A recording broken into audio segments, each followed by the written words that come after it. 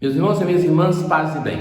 O santo que nós celebramos hoje, São Boaventura, é um homem de uma vida mística, de uma dimensão de oração muito bela.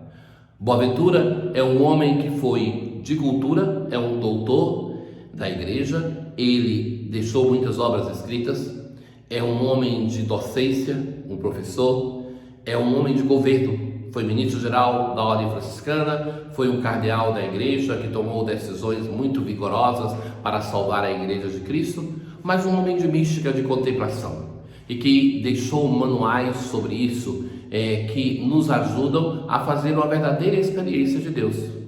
Eu acredito que para todos nós que somos desejosos de aprender a rezar, nós devemos ser mais atentos ao patrimônio maravilhoso de obras desses místicos que nos foram deixados.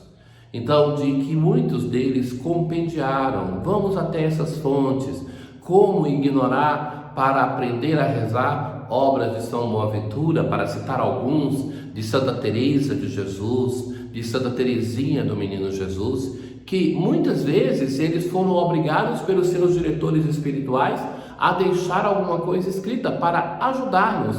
Então, deixemos-nos ajudar para que nós possamos fazer esse caminho de mística.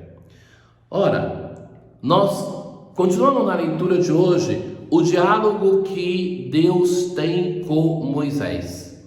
E um diálogo importante porque é aqui que Deus revela o seu nome. E revelar o seu nome é revelar de algum modo a sua identidade. Moisés continua falando com o Senhor. Naquele tempo, ouvindo a voz do Senhor no meio da sarça, Moisés disse a Deus: Sim, eu irei aos filhos de Israel e lhes direi: O Deus de nossos pais enviou-me a vós.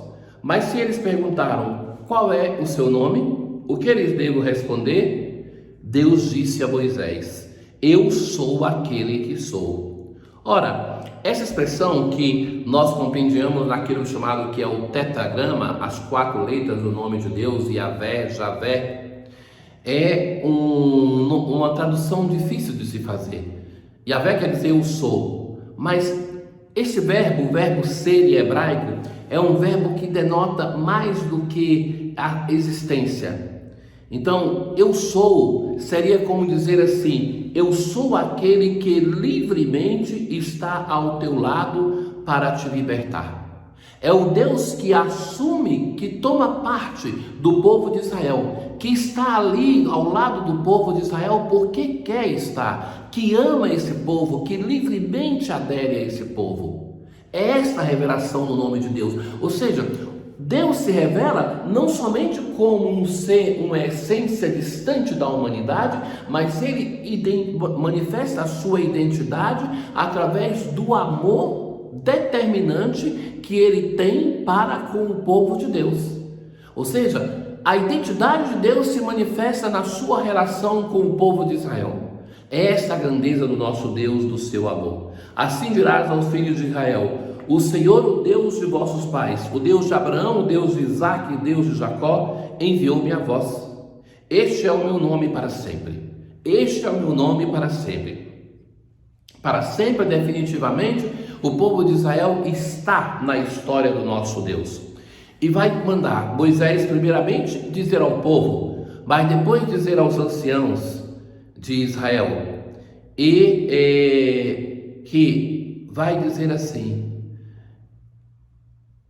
que eu vos visitei e vi tudo o que vos sucede no Egito.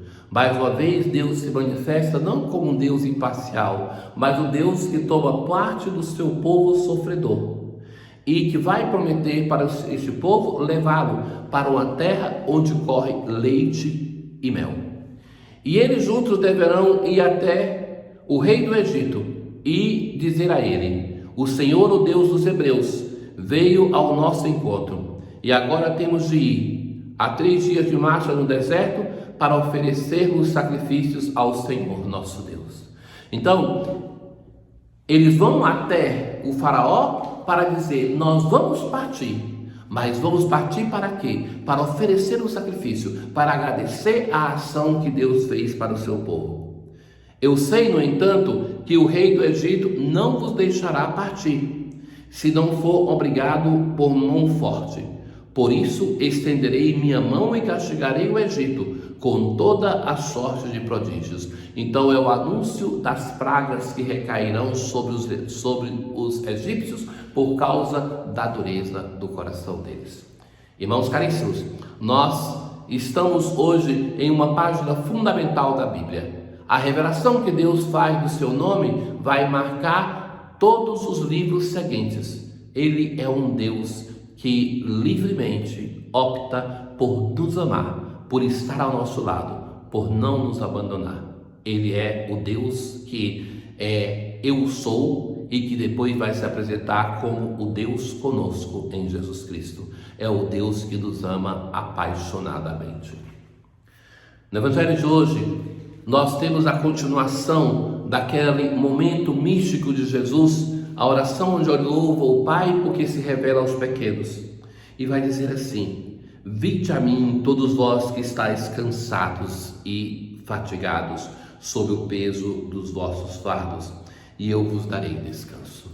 Vinde a mim. Jesus olha o sofrimento daqueles que estão sofrendo com as tragédias desse mundo, com as relações familiares que são fragilizadas, que se romperam, com os próprios problemas, com a própria vida, com o próprio peso do cotidiano, com a ausência de trabalho, com a ausência de saúde, com a perda das pessoas amadas.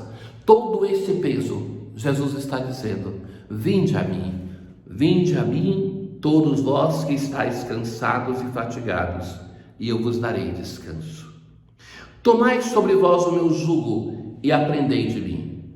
Qual é o jugo que o povo de Israel considerava como jugo a palavra de Deus, a Torá e a sabedoria? Que era esse jugo duplo que era colocado sobre cada um para ajudá-lo a se direcionar numa estrada. Porque o jugo, aquilo que une dois bois parará, ele tem a função de consolidar os dois em um trabalho único, em uma só força. Então, a palavra de Deus é a sabedoria que direcionava e direciona a vida do seu povo. Mas Jesus vai dizer assim: tomai sobre vós o meu jugo e aprendei de mim.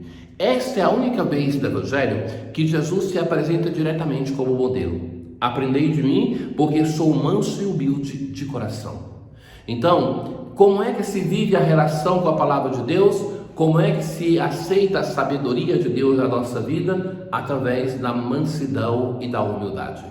Se eu me coloco acima da palavra de Deus, acima da sabedoria de Deus, nunca serei capaz de acolher essa palavra na minha vida. Mas eu preciso de mansidão e humildade. Eu preciso respeitar o tempo de Deus e o meu tempo também, para ir me transformando. E encontrareis descanso. Aquele descanso que Jesus promete: vinde a mim, estáis cansados, eu darei descanso. Nós o encontramos em uma união com o Senhor. Pois o meu jugo é suave e o meu fardo é leve.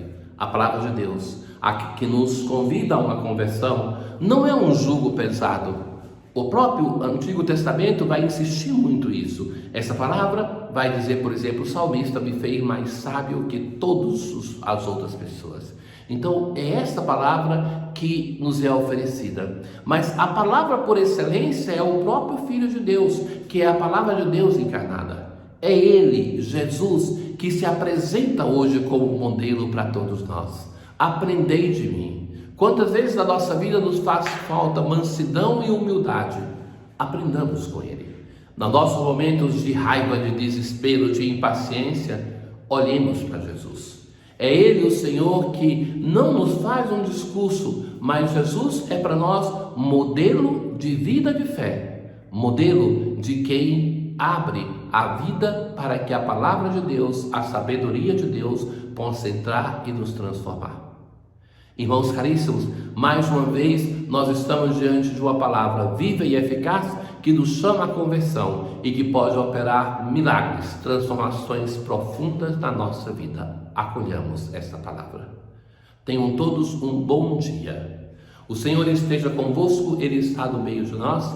Abençoe-vos o Deus Todo-Poderoso, o Pai e o Filho e o Espírito Santo. Paz.